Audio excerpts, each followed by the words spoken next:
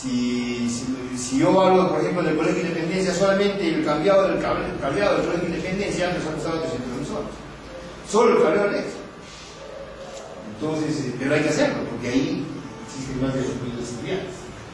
Hacer el seguimiento y evaluación de control, informar, difundir y publicar, educar, capacitar y sensibilizar. Los simulacros es un aspecto que al comienzo nos da juego, ¿no? Porque vamos siempre a la broma, a la chacota, al juego, pero si lo vamos haciendo y lo vamos haciendo y lo vamos repitiendo, nos van a dar una monotonía como los japoneses, ¿no? Los japoneses ya están acostumbrados. ¿Por qué? Porque diariamente los niños de la escuela hacen 5 o 6 simulacros. Diarios. Entonces ellos han ya formados a manera. Pero nosotros estamos recién con 8 simulacros nacionales de todo el año, ¿no? Pero hay que trabajar mucho en lo que es simulacros. Un enfoque de procesos, en el enfoque de procesos de desarrollo sostenible, implica que en la estimación de riesgos tenemos que identificar la identificación del peligro. ¿Qué peligros tiene Arequipa? Ya hemos dicho, ¿no? Erupción volcánica, radiación solar, sismos y por eso tenemos ahora los cambios climáticos. Son los peligros que tiene Arequipa. Tenemos que calcular el riesgo. ¿Cómo podemos calcular el riesgo? ¿No? O sea, ¿cuán vulnerables somos ante estos peligros? Tenemos organizadas nuestras brigadas, tenemos una brigada de defensa civil en la institución, tenemos una brigada de evacuación, tenemos una brigada de primeros auxilios, pero no brigadas de nombre, sino que sepan, la brigada de primeros auxilios tendrá que saber por lo menos, mínimo, hacer, tratar hemorragias y tratar quemaduras. Entonces, por lo menos, ¿no? El hemorragia siempre es más complejo. Conocer nuestras vulnerabilidades en cuestión, por ejemplo, de rescate. Tenemos camilla en la institución, ¿cómo podemos evacuar? ¿En qué movilidad podemos llevar al paciente o al que está enfermo al centro de salud más cercano o a la fuerza de salud más cercana? ¿En qué movilidad? ¿Cuál es el cargo designado? Tenemos que tener un cargo designado. Si tenemos de la institución, inventariamos. Son 4 cargos de institución, este cargo es para evacuar al accidentado. ¿A dónde? En ese momento vamos a decir, ya tenemos que estar determinando a qué zona vamos a derivar a este paciente. Tenemos cascos, tenemos picos para la búsqueda y rescate.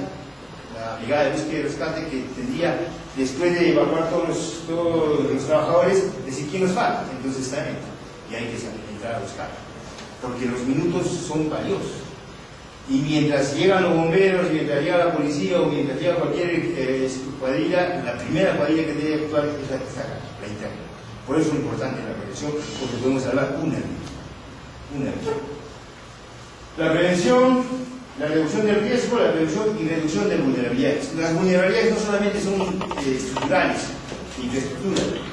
Las vulnerabilidades son hasta de idiosincrasia. Las vulnerabilidades son de organización económica, también puede haber una vulnerabilidad económica. Entonces, todo ese tipo de vulnerabilidades nos sirve a nosotros, pero hay que identificar. ¿Para qué? Para estar preparados y hacer una respuesta. Una respuesta donde podamos tener una asistencia y una rehabilitación. Esto es lo que da un desarrollo sostenible. Bueno, la otra etapa de la reconstrucción, que es la recuperación social, la reactivación económica y la reconstrucción de la infraestructura. Como yo lo dijo el doctor, cada uno de los agentes públicos del sector público tiene sus funciones. Cuando hay un desastre, la policía actúa inmediatamente para dar seguridad. El MINSA, el Ministerio de Salud, inmediatamente se constituye a sus centros para atender a los heridos. O sea, ellos también son damnificados, pero tienen la función de atender a los heridos y tienen que estar en sus puestos.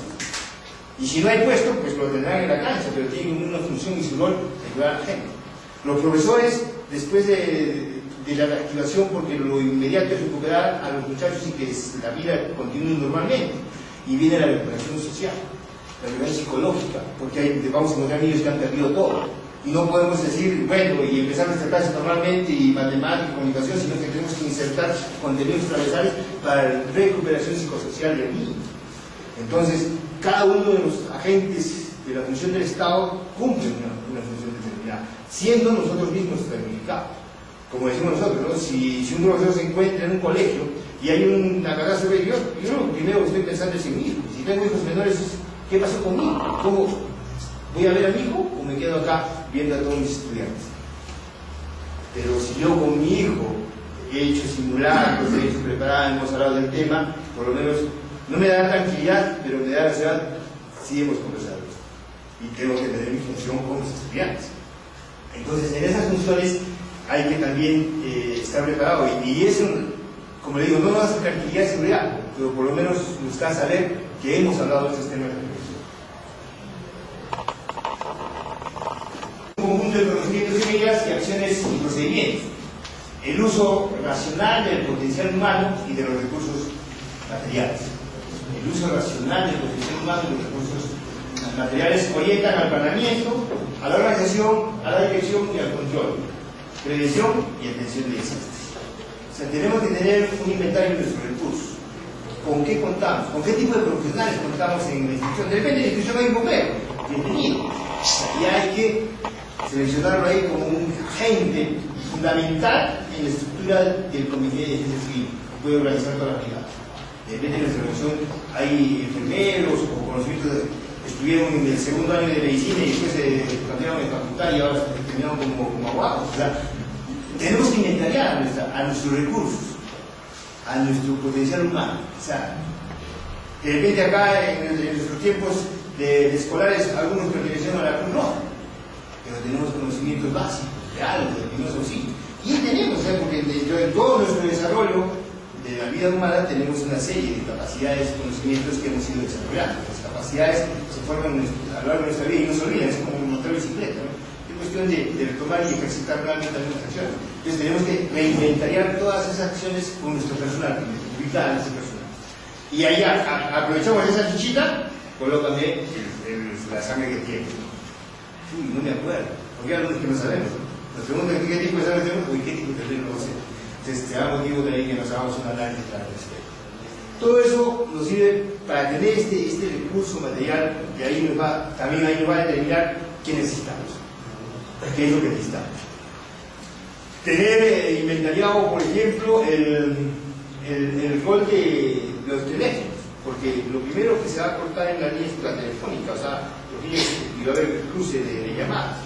Entonces, tenemos radios inalámbricos, radios de comunicación, el servicio de comunicación interna, ¿cómo está?